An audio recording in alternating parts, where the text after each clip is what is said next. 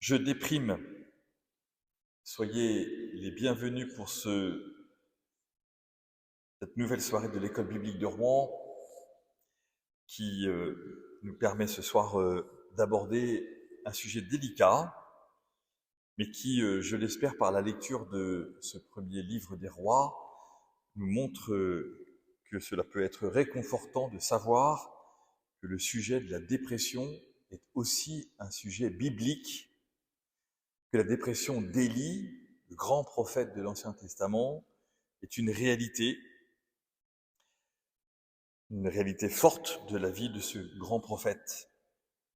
Il n'en pouvait plus, lié au harcèlement de la reine, à sa menace de mort et à l'incompréhension de la vision de Dieu pour lui. Élie voulait mourir, loin des hommes, il part dans le désert, il voulait aussi aller loin de Dieu. Et c'est le creux de cette vie, au moment même de sa dépression la plus forte, qu'il va découvrir, ou plutôt redécouvrir, l'appel à vivre pour, comme Dieu va le lui demander, consacrer des rois et son successeur. Il va falloir que Élie abandonne tout, jusqu'à même sa volonté de mourir, puisque Dieu va lui donner de l'ombre et de la nourriture, pour tout recevoir de Dieu à nouveau. La dépression est une maladie. Ce n'est pas un état ou un trait de caractère. Les raisons de la dépression sont nombreuses. Elles sont souvent traumatiques, souvent, nous le savons, liées à la mort d'un être cher, une disparition brutale, un accident, des personnes que nous aimions et à qui nous n'avons pas eu le temps de dire au revoir. La personne dépressive est marquée par beaucoup d'éléments extrêmement complexes à gérer. Le premier, pour elle, c'est de découvrir l'inégalité de ses humeurs. Ces inégalités qui provoquent en elle des perturbations nombreuses, à être incapable de se réjouir avec ceux qui se réjouissent, incapable d'empathie nouvelle avec ceux qui souffrent, incapable ou en souffrance de pouvoir accompagner des moments heureux lorsque les gens autour de la personne lui manifestent des bonheurs qui ont pu les marquer, incapable même de pouvoir accompagner librement des personnes en grande souffrance, en grande précarité, en grande maladie, toujours dans l'obligation qui lui semble à elle de devoir se comparer avec son propre état de souffrance.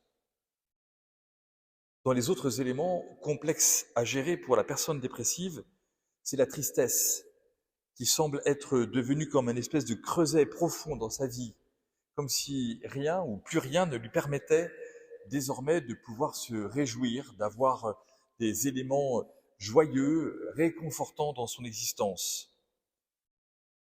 La personne dépressive va alors aussi découvrir dans les autres éléments de complexité de son existence qu'elle va perdre un très grand nombre de réalités qui peut-être à un moment dans sa vie ont fait partie de son quotidien. Notamment, le premier élément, c'est la perte de plaisir. Alors on vit, et en fait on survit. Une forme de métro, boulot, dodo, d'accomplissement d'un jour après l'autre, d'une semaine après l'autre, d'un mois après l'autre, d'une année après l'autre. Et puis après, alors, il y a quoi? On ne sait pas le dire, on ne sait pas l'exprimer. Et puis, on ne sait plus même demander comment les choses peuvent ou pourraient être accompagnées. Parfois, dans les autres éléments de la personne dépressive, il y a la perte de sommeil, qui fait que pendant des nuits entières, des jours, des soirées entières, pendant des vacances entières où on avait l'impression qu'on allait pouvoir se mettre à l'écart, en fait, le cerveau tourne en boucle sur les raisons de la dépression, sur des recherches, sur des manières de pouvoir s'en sortir, sur des essais, sur des réalités de notre vie qui auraient pu se vivre autrement. On refait la vie, on remet en boucle tous les éléments de notre existence. On peut aussi se trouver face à une perte de l'appétit, en disant que finalement, puisqu'on n'a plus goût à rien, même le goût de la nourriture disparaît. Et puis on s'aperçoit aussi que la personne dépressive va se retrouver avec des pertes de performance intellectuelle pour réfléchir, pour agir. Elle se trouve dans un espèce de tourbillon qui fait que c'est comme si en permanence les éléments de sa dépression ou qui l'ont mené à une dépression allaient altérer même des compétences intellectuelles que auparavant peut-être même on lui reconnaissait ou qu'elle se reconnaissait. La personne dépressive va donc comme développer un monde ou une vision sur le monde qui va devenir une vision uniquement pessimiste.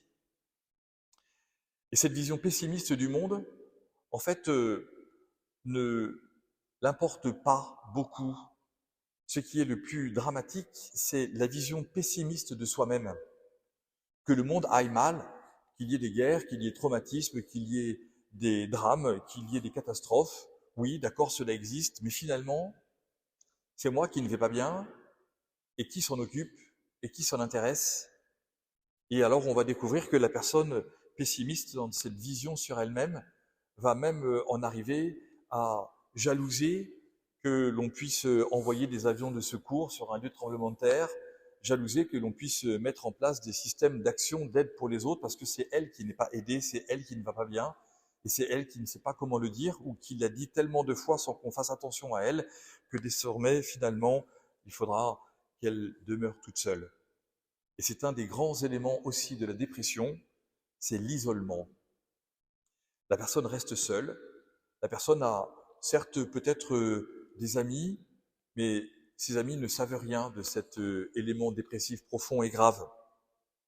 Ce manque de confiance en soi vient effectivement en permanence taper sur la réalité de cette personne qui va se trouver absolument seule, au milieu parfois même d'un monde immense, et les très nombreux amis que cette personne pourrait même avoir sur les réseaux sociaux, à discuter, à échanger, en fait, ne la feront jamais rentrer dans les profondeurs de son existence, rentrer comme on l'a découvert dans le texte du prophète Élie, dans cette caverne où il va se passer quelque chose de très fort. La France, vous le savez, a été pendant très longtemps la première consommatrice d'antidépresseurs dans le monde. Mais la situation, nous dit-on, s'est améliorée. En effet, depuis 10 ans, nous avons été dépassés par un autre pays qui est désormais le triste recordman de la consommation d'antidépresseurs, c'est l'Islande. Ceci dit, la vérité c'est que près de 1 Français sur 4 consomme des anxiolytiques, des somnifères, des antidépresseurs ou d'autres médicaments pour le mental. Ce sont donc plus de 150 millions de boîtes de médicaments vendus chaque année. Et ce que nous découvrons de plus en plus, et c'est bien, mais c'est toujours encore dramatique, c'est qu'il n'y a pas d'âge pour recevoir ces médicaments. Et les jeunes, vous le savez aussi, sont en France près de 8 à 10% des 12-18 ans qui sont marqués par un état dépressif, et donc habités par un accompagnement médical. Mais ce que nous savons aussi, c'est qu'entre 2014 et 2021, la consommation d'antidépresseurs a augmenté de 62% chez les jeunes et a augmenté de 155% pour la consommation d'hypnotiques et de sédatifs. Le Haut Conseil de la famille appelle, dit-il, à renforcer considérablement les moyens structurels dédiés à la santé mentale de l'enfant et à mettre en place une politique publique ambitieuse en la matière. C'est donc que cette réalité est majeure dans notre pays. Il nous faut être attentifs les uns aux autres. L'absence de vision de l'avenir, les politiques sans perspective autre que celle de la réélection, et même parfois la vie catholique sans signaux d'espérance, sont autant d'éléments qui n'aident pas à renforcer nos vies. Le sujet est donc délicat parce que même à l'intérieur de notre communauté chrétienne, beaucoup parmi nous sont touchés. La complexité du sujet montre une montagne à franchir. Si le drame de la mort est souvent un déclencheur de dépression, quelle réponse les chrétiens donnent-ils ou offrent-ils à partir de la mort et de la résurrection du Christ, cœur de notre foi?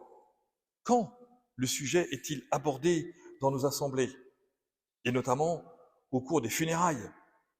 Combien de nos amis disent ne plus croire en Dieu depuis la mort d'un être cher?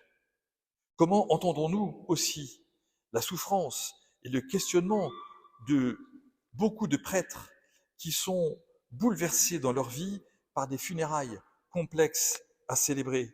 On m'a rapporté hier un prêtre du diocèse de Rouen qui, témoignant auprès des jeunes pros de la paroisse, disait que dans sa vie de prêtre, l'événement qui lui avait été le plus difficile à vivre était celui d'avoir dû célébrer les funérailles d'une maman et de son fils tués par leur frère, enfant de cœur dans la paroisse, avec aucun accompagnement, aucun soutien psychologique et aucune véritable aide donnée à ce moment-là, dans des temps qui ne sont pas si anciens pour nous.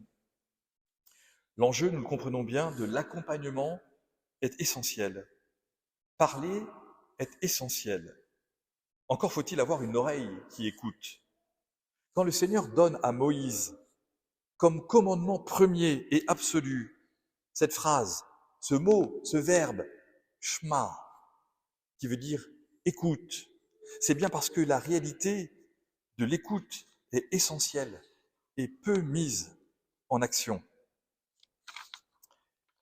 Hier soir, à l'occasion de la rencontre des étudiants en faculté de médecine ou des étudiants dans le monde de la santé, nous avons reçu un docteur praticien du SAMU et du SMUR qui disait que pendant sa formation, il y a plus de 30 ans, le professeur de médecine qui les formait affirmait que l'écoute du malade, sans le couper dans son expression pendant les 20 premières secondes, donnait déjà le diagnostic sans erreur à donner pour permettre ensuite de dérouler le protocole médical d'urgence et d'intervention à venir.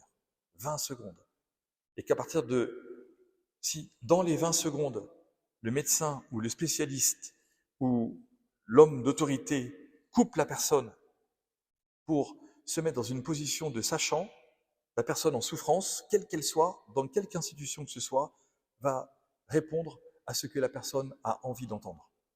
Tandis que si on la laisse parler dans les 20 premières secondes sans la couper, cette attitude d'écoute active va permettre à la personne de dérouler exactement ce dont elle a besoin et à l'homme accompagnant ou à l'institution accompagnant de donner ce dont elle a besoin effectivement. La dépression, nous l'avons vu donc, peut être liée à la mort. Mais la dépression peut être aussi étonnamment liée à la vie.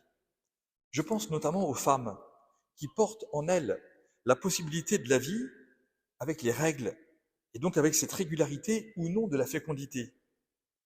Les médecins et les psychologues ont découvert et mis en parole depuis pas très longtemps qu'il y a même une réalité dépressive qui s'appelle le syndrome prémenstruel. C'est une mini-dépression qui arrive juste avant le début du cycle. Le corps de la femme exprime, avec les mêmes symptômes que la dépression, la désolation de ne pas être fécondée. C'est là un appel très fort pour la femme à écouter son propre corps. Je ne parle pas de l'appel pour l'époux à écouter son épouse dans la reconnaissance des cycles et des avant-cycles pour exprimer une attention particulière qui sera à sa manière déjà fécondante. Ce message, j'espère que vous l'entendez ainsi, est en parfaite harmonie et vérité avec la morale catholique, notamment développée par Paul VI et Jean-Paul II. La fécondité du couple, sous le regard de Dieu, n'est pas et de loin que réalisée dans l'union des corps qui s'ouvrent à la vie à venir, mais par tous ces temps, toutes ces attentions, toutes ces affections et délicatesses qui construisent la confiance, la beauté, l'amour du couple. C'est cela qui permet d'accompagner nos amis et aussi d'être attentifs à nous-mêmes. Les questions que nous devons nous poser en permanence sont ces deux questions, me semble-t-il. Quels sont nos rythmes de vie? Quels sont les cycles de notre vie? Élie, le prophète de l'Ancien Testament, lui-même a vécu ces troubles, longs et angoissants, ce qui signifie que même un croyant peut être dépressif. Ce n'est pas un péché. Même en priant, même en allant à la messe, on peut être dépressif. La fin d'un cycle de travail, le chômage, un échec professionnel peuvent créer de la dépression, longue ou brève, peu importe, il faut le reconnaître. Ces cycles sont les cycles de notre vie. À l'intérieur de ces cycles, comment les analysons-nous? Comment demandons-nous de l'aide pour être accompagnés dans ces cycles? La maladie, nous le savons aussi, de la dépression, peut être brève, mais longue dans le traitement. L'accompagnement est une œuvre de grande prudence. Les conseils pour se bouger, faire des choses, pour ressortir à nouveau, retrouver de l'énergie, tous ces conseils de cette sorte sont des repoussoirs qui deviennent des isoloirs. C'est tellement dur pour les accompagnants. Et nous savons, quand nous accompagnons des personnes dépressives, ce que cela requiert d'énergie, d'attention, de délicatesse. C'est tellement dur pour les conjoints d'avoir un époux ou une épouse dépressive. C'est tellement difficile et délicat pour les parents de découvrir qu'un de leurs enfants ou tous leurs enfants sont dépressifs. C'est tellement dur pour des amis de trouver les paroles et les actes ajustés à l'accompagnement des personnes dépressives. La dépression d'Élie, en plus, arrive, je ne vous l'ai pas fait lire, dans le chapitre 18, juste après son immense victoire au Carmel. Sur le mont Carmel, Élie avait été mis en opposition avec 400 prêtres de Baal. Et ils ont décidé de faire un pari, de savoir qui était le vrai Dieu, le Dieu d'Élie ou le Dieu de Baal. Alors ils ont mis un taureau, ils l'ont aspergé d'eau, ils ont fait des rigoles, ils ont remis de l'eau, et puis Élie a dit, puisque je suis tout seul et que vous êtes 400, commencez-vous, puis moi je finirai.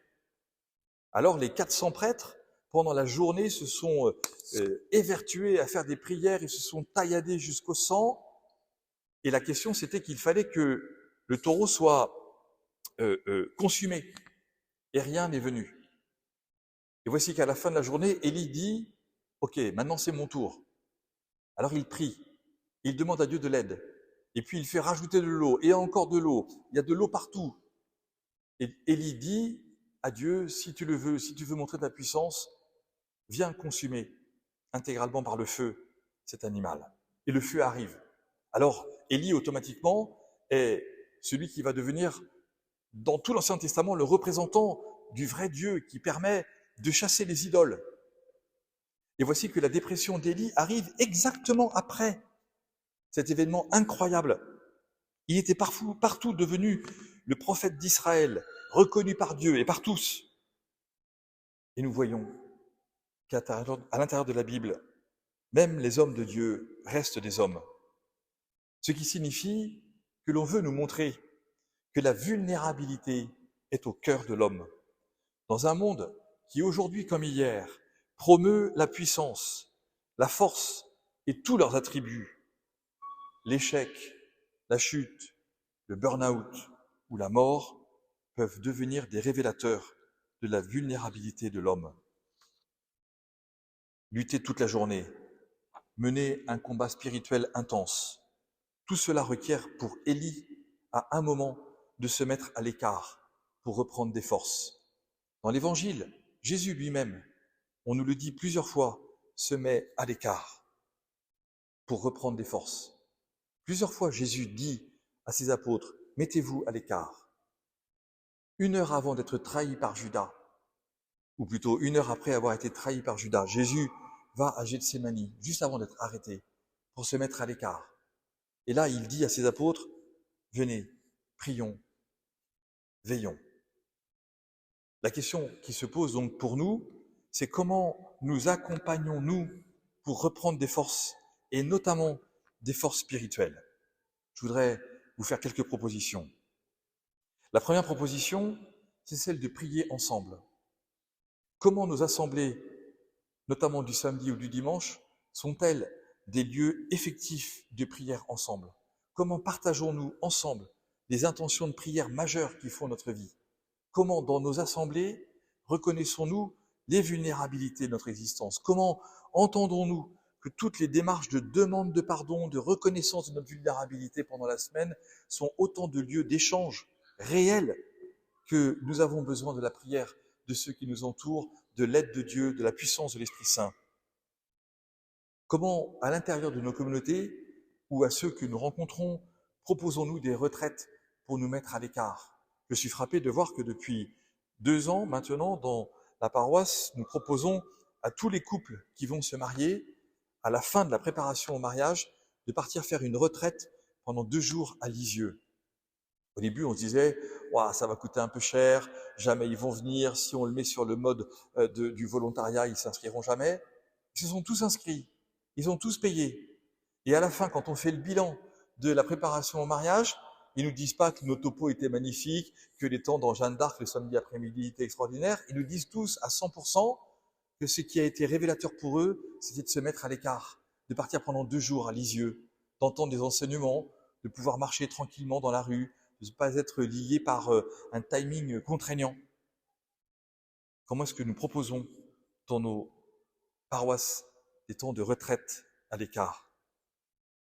Je suis toujours très impressionné de voir que quand je le propose notamment aux jeunes ou aux internes des lycées catholiques dont je suis l'aumônier, ils courent à 1 heure de retraite, ils se mettent à l'écart. La première chose qu'on fait, c'est de dire, vous déposez vos téléphones au fond de l'église, vous restez là pendant 1 heure, nous allons accompagner votre vie spirituelle pendant 1 heure. Ils sont dans un état qu'on ne trouve jamais ailleurs dans leur temps de lycée. Comment est-ce que nous proposons à la personne qui déprime de venir marcher avec nous, de parler si elle le veut, mais sans se regarder? Parfois, affronter le face-à-face est trop difficile. Marcher l'un à côté de l'autre peut être juste déjà un élément de guérison simple. Une autre proposition encore qui peut être de lire la parole de Dieu au calme, ensemble ou tout seul, mais à voix haute. De prendre une Bible et de lire chez nous à voix haute la parole de Dieu, un passage de l'Évangile, de l'entendre résonner comme si c'est Dieu qui nous parlait, comme si cette parole de Dieu, en nous, dans notre maison, dans notre appartement, dans notre chambre, résonnait à voix haute. Nous savons aussi que l'un des grands accompagnateurs spirituels, Saint Ignace de Loyola, a fait cette expérience de lire quand il était malade et déprimé parce que lui, son seul désir, c'était de partir à la guerre et qu'il avait son genou explosé par un boulet de canon que les Français lui avaient envoyé. Il avait lu tous les romans de chevalerie parce que dans son lit, il se disait, comme ça, je ne vais pas oublier la manière de faire la guerre. Et puis voici qu'un jour, après avoir lu tous les romans de chevalerie de sa bibliothèque, son serviteur vient le voir en disant, bah, écoutez, il n'y a plus qu'un seul bouquin que vous n'avez pas lu, c'est l'Évangile. Mais j'ai peur de vous le proposer. Et Ignace se met à lire l'Évangile et il comprend qu'en fermant l'Évangile, il continue d'avoir un esprit consolé par la présence de Dieu, alors que l'esprit qu'il avait à la fin des bouquins de chevalerie qu'il lisait était en fait immédiatement terminé. Il a compris la différence dans ses lectures entre le plaisir fugace et le bonheur profond. Est-ce que nous pouvons aussi proposer, par exemple, de nous taire et d'accepter le silence uniquement avec notre ami ou notre conjoint, uniquement pour être là, sans solution à donner? Il y a tellement de gens qui nous sont autour de nous quand on va pas bien, en mode yaka faucon. Est-ce que nous, humainement, nous pouvons être là, une fois encore, sans solution à donner, uniquement pour dire « je suis là, tu es là » et nous n'avons rien à ajouter? Ce que nous savons aussi, c'est que parfois ça ne marche pas. Parfois, et beaucoup d'entre nous en sont marqués, et notre église locale même en est marquée, nos proches perdent. Certains vont jusqu'au suicide. La maladie psychique de la dépression a pu provoquer en ces personnes que nous aimions, que nous connaissions, ce que l'on appelle, vous connaissez peut-être cette expression, un raptus suicidaire. Le raptus suicidaire, c'est comme une impulsion qui rompt la vie. Le mot raptus, c'est la racine du mot rupture. Alors comme un robot, la personne va mettre fin à ses jours, incapable de lutter contre le mouvement interne. Sa confusion est immense. Et à ce moment-là, dans l'espace d'un milliardième de seconde, seul l'éventuel appel de quelqu'un qui viendrait déranger la personne au moment de ce raptus, ou bien de cette personne qui va dire, tiens, j'appelle au hasard quelqu'un, seul un éventuel appel au secours ou non, ou bien seule la présence à ce moment-là d'une personne peut faire revenir à la réalité et recevoir de l'aide. Le passage à l'acte est tellement soudain que même ceux qui connaissaient la vulnérabilité de la personne vont se sentir coupables de ne pas avoir agi à temps, de ne pas avoir été là, alors que le raptus, lui, était déjà là. Dieu va sortir Élie de la caverne par la tendresse. Notre monde est trop violent. Seul Jésus, Fils de Dieu, invite à venir à lui parce qu'il est doux et humble de cœur. Mais l'homme s'enferme dans les cavernes de son cœur et se met à souffrir des tremblements de terre, d'ouragans et d'orages, exactement comme Élie. Il rentre dans la caverne. Il n'y peut rien, c'est un peu comme un raptus. Il a quitté le monde, il rentre dans la caverne, il n'en peut plus, il a envie de mourir, de se cacher de tout et des hommes. Il va dans les profondeurs de son existence, il ne sait pas comment il va en sortir. Alors Dieu va rejoindre Élie dans sa caverne. Et vous l'avez vu comment il le rejoint. Il lui montre un tremblement de terre et on nous dit Dieu n'est pas dans le tremblement de terre. Il lui montre un ouragan et on nous dit que Dieu n'est pas dans l'ouragan. Il montre un orage et des pluies diluviennes et Dieu n'est pas là. Mais à un moment, il y a comme une brise légère qui vient caresser son visage. Et c'est là qu'Élie découvre la présence de Dieu. Dieu nous rejoint dans nos cavernes par la tendresse. Dieu connaît nos profondeurs. Sans cesse, il veut nous relever. Jésus est l'incarnation permanente pour nous de l'attitude de Dieu son Père avec Élie. Et même, en fait, Jésus devient notre frère pour dialoguer avec nous depuis nos cavernes et nous en libérer. Lorsque nous disons que Dieu prend chair de notre chair, lorsque nous reconnaissons que Jésus naît dans une crèche, loin des hommes, déjà depuis sa naissance, Jésus accepte dans sa réalité de Fils de Dieu d'être mis à l'écart, d'être isolé. Et c'est cet isolement depuis même sa naissance, cet exode depuis même ses premiers jours, qui font que Jésus va avoir cette attention avec tous les hommes, parce qu'il sait, dans son être de bébé, de petit enfant, de Fils de Dieu qui vient de naître, ce que signifie la maltraitance, l'éloignement, autant de traumatismes qui vont marquer la vie du Fils de Dieu. Alors, Jésus va pouvoir venir dialoguer au cœur de chacune de nos cavernes, en prenant sur lui, jusqu'à la mort, la souffrance et les tortures en croix. Et ce que nous voyons dans le texte d'Élie, c'est que Dieu va donner un peu d'ombre à Élie dans le désert. Pas une oasis abondante avec de l'eau qui coule et des palmiers, un temps magnifique, un truc extraordinaire. Non, il va lui donner un buisson. Parce que quand je ne vais pas bien, je ne peux pas recevoir cette abondance. Et quand on me propose l'abondance pour dire tu vas voir, ça ira mieux, on va t'emmener à l'autre bout du monde, tu vas aller sur l'Himalaya, tu feras ci, tu feras ça, je vais t'emmener à l'autre, ça ne marche jamais. On revient pire qu'avant. Parce qu'on on découvre que ça a été un mensonge pour nous, une illusion. Et comme nous sommes déjà dans l'illusion de tout par rapport à notre propre vie, même ces propositions ne nous sauvent pas. Dieu ne sauve pas par une oasis, Élie. Il le sauve par un buisson qui va lui donner un peu d'ombre. Et puis ça continue pour un autre, bien sûr. Dieu va ensuite donner une galette à Élie qui a faim et un peu d'eau. Une galette. Il lui donne pas un banquet. Il n'invite pas Élie à une énorme bouffe pour dire regarde, reprendre l'appétit, ça ira mieux. Mais non, il n'en a pas d'appétit. Seule la galette sera nécessaire. Et nous ne pouvons pas, comme catholiques, ne pas penser à la galette de l'Eucharistie, ce tout petit morceau de pain, si fragile, si vulnérable, que nous recevons dans notre propre corps, où Dieu se fait galette pour chacun d'entre nous. Voici l'accompagnement de la vulnérabilité. Ça n'est pas un écrasement par l'abondance divine, comme si on allait comparer cette abondance avec le tremblement de terre, l'ouragan, ou les pluies diluviennes qui ont fait peur à Élie dans sa caverne. On ne compare pas le tremblement de terre et la tendresse de Dieu. À la violence de la dépression, Dieu Tout-Puissant offre une brise légère pour réintégrer la simplicité de la vie. C'est à la réception de cette tendresse que Élie va recevoir une nouvelle mission, oindre un roi et choisir son successeur. Regardez la délicatesse de Dieu.